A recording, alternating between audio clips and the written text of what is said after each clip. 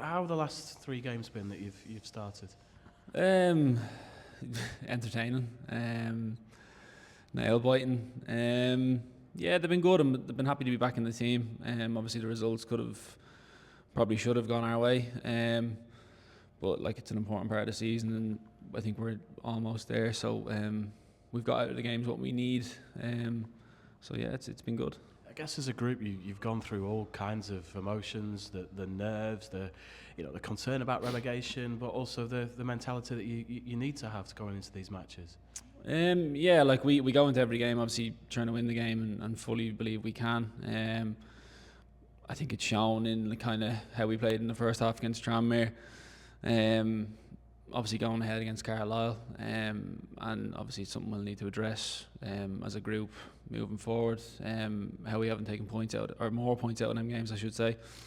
But like you say, I personally felt on Saturday that if you look back in the game, it looks like 2 kind of nervous teams, and rightly so. And as the game went on, it opened up, and it kind of like looked like 2 teams that were more so going at it to get the win. But yeah, look, it's at that point of the season where it's almost like every game is double importance. So yeah, look, we can only try and go out there every week and try and win the game, and come the end of the 90 minutes, you get what you kind of worked for. So I think the result's been fair, but we'd obviously like more.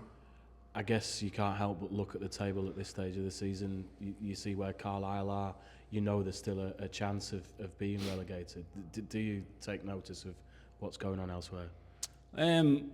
Normally I'd say no, but I mean obviously last week it was obviously quite well documented that it was a very, very important game. Was it a fair result? I mean, possibly, probably. I think we had enough chances to probably win the game, and I think if we had have, obviously we would have put everything to bed. But we didn't lose. I think we played all right. So yeah, look, they're important games at the end of the season, the other end of the table and down our end. But every game is important, and that's the way we need to treat it.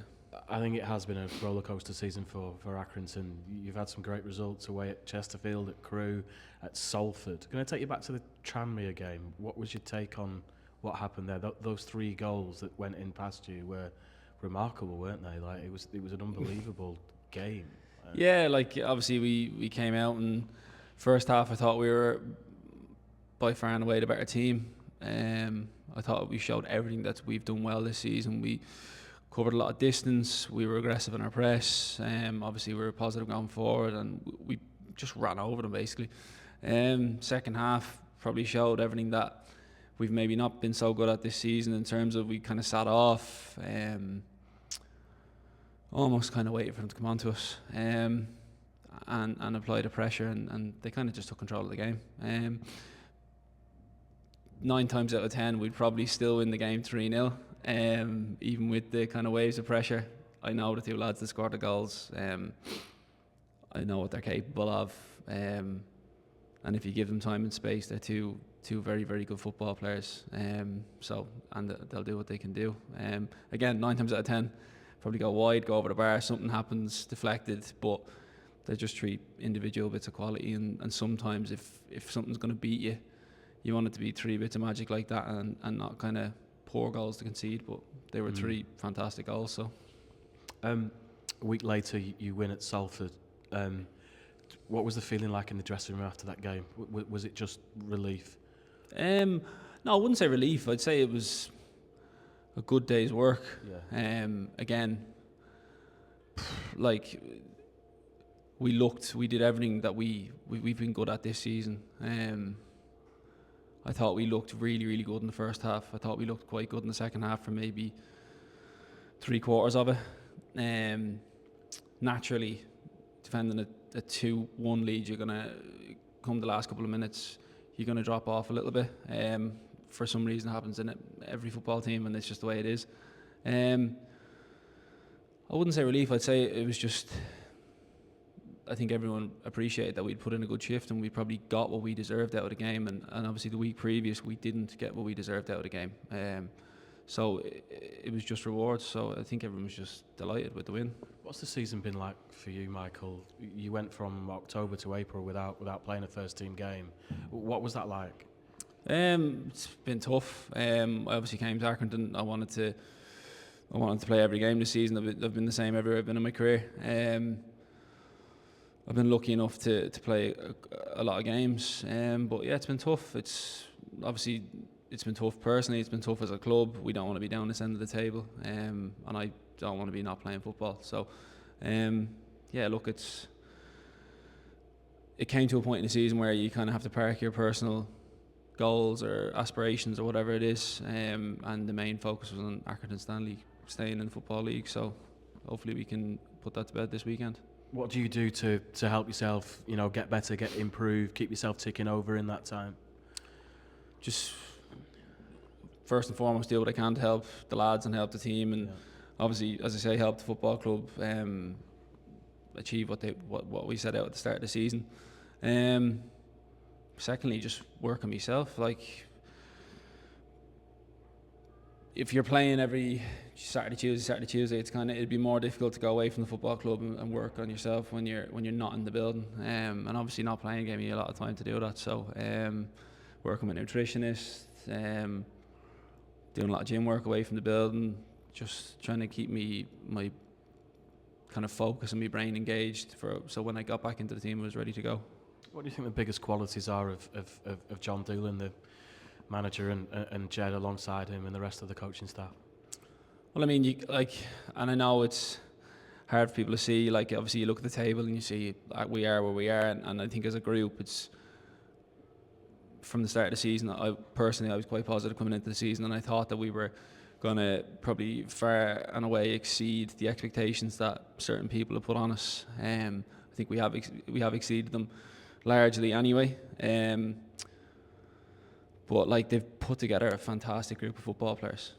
And I know that sounds counterintuitive because of where we are in the table, but in terms of an actual dressing room, something to build on for next year in the future, they've put together a really, really good group, and the club is moving in the right direction, and that's a testament to John, Jed, Campy, Nashi, Dibbs, everyone in the building. So I think we're moving in the right direction for the future.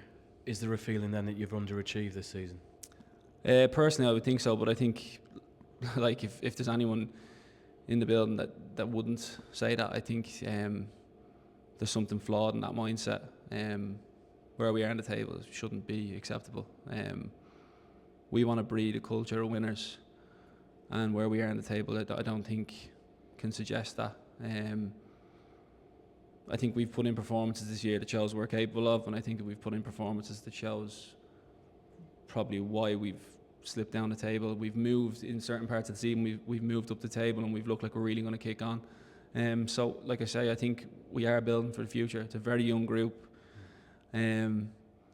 But yeah, like, I think we have underachieved a little bit, and I think we could have done better, and I think next year we will do. A win at Walsall will take you to the safety line. Walsall's story is incredible. They were 12 points ahead in January. They lost a lone player in Nathan Lowe and plummeted 12 games without a win.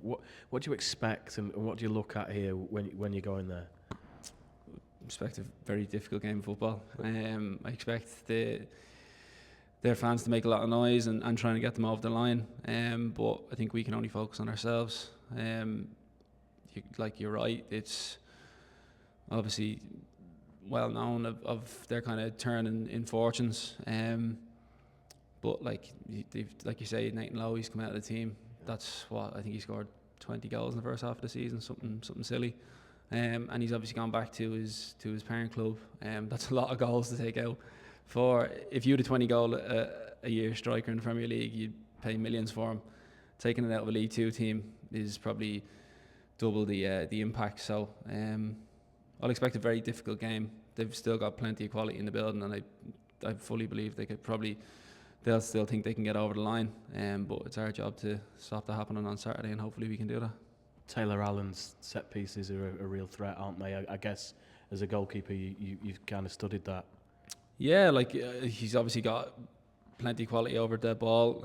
He's got plenty of quality in play as well. So I think as a team, we just need to obviously not give them too many opportunities in attacking areas like that. But yeah, like I say, we can just only focus on what we can do and put our game plan into effect. It's very much still about us.